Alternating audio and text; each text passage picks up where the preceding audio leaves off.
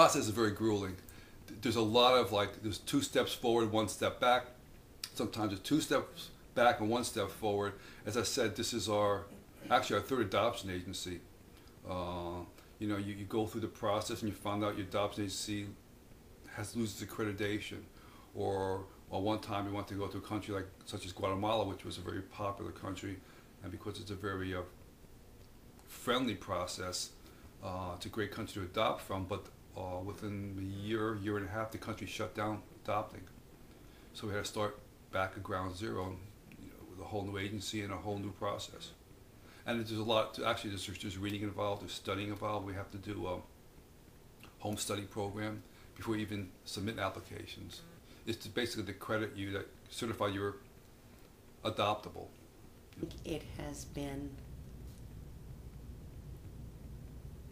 not at all dependable in time the way it had initially been explained to us. It has been a little bit of a roller coaster emotionally. Up, down. You're good. No, you're not good. Okay, we can take care of this and we can sign off on that. And oh no, we have to wait 2 months because something went wrong. It's been a grueling process. It's been a couple of years. There's been some downturns. Again, we went to adopt in certain countries, got shut down. Adoption agency got turned down, didn't get accredited. But now we're on the right track, and we have our application into a country. We decided to go private adoption in New Jersey versus any other whether or not you're going international or through Catholic charities or any of those, because we thought that would be the best for us. We had more control over the process because it was private adoption in New Jersey, and we actually would put the ads in the paper, and we would actually talk with the mothers of the baby, and they could choose us or we could choose them. We looked at a few agencies that we knew about, but considering our ages, because we were at the time in our 30s, and at that time we thought that was a little bit old. It's interesting how nowadays that's not so old anymore. We thought our best chance was to go through the ad in the paper, because we had heard a lot of real positive things about that. We met in a park across from the hospital, because you couldn't do it on hospital grounds. And it was a scary time because they could choose not to give the baby up for adoption. Then you go to court, and it takes 3 months, and the court sets up a home study for you to be part of. So the woman who came, we just hit it off immediately. She was about my age, and she just thought that our home in Metuchen was like picture perfect. And she saw the room and everything that Taryn would have.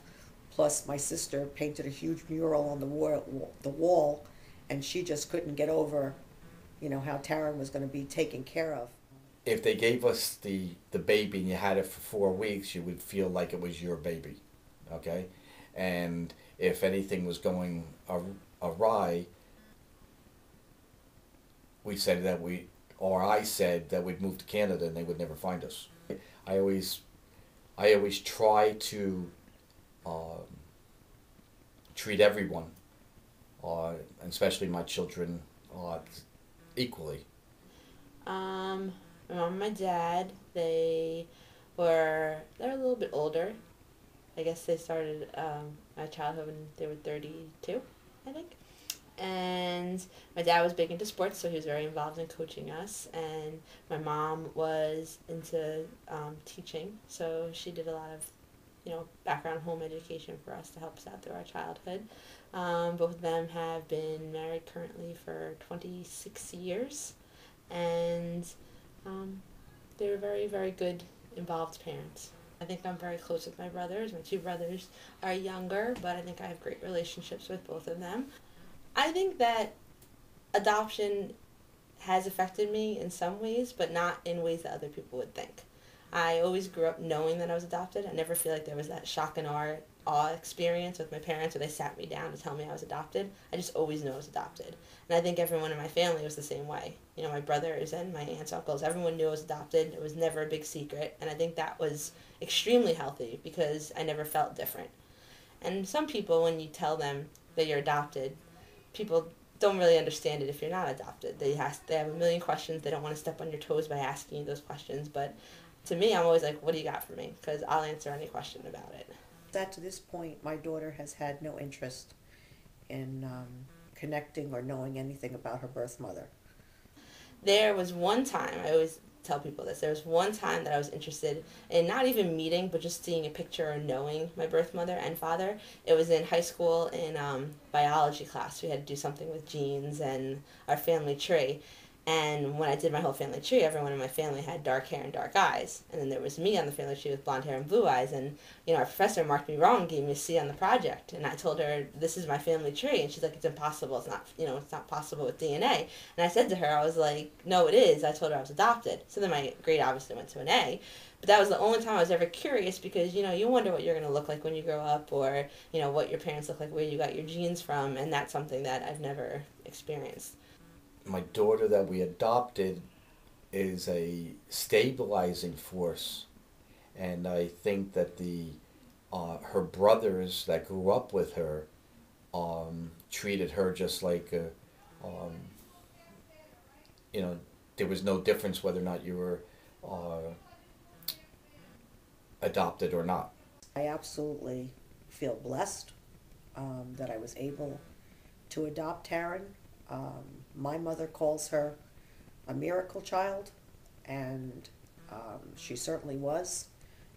Her coming to us the way that she did, my life has been blessed, and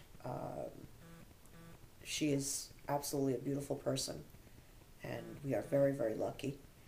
But she's beautiful on the outside, but she's beautiful on the inside, and I think that our family would never have been the family that it is today had we not adopted Taryn. This is my family. No, I don't have another family. With my youngest brother, when we were in Virginia Beach for a family vacation in high school, we got into a big fight. And I think that the one thing that we used for each other was I told him that he was the third child, and he was a mistake. And he would tell me that I was adopted. Nobody wanted it. Nobody wanted me. It never hurt my feelings. But I always thought it was, you know, it was okay for us to fight like that.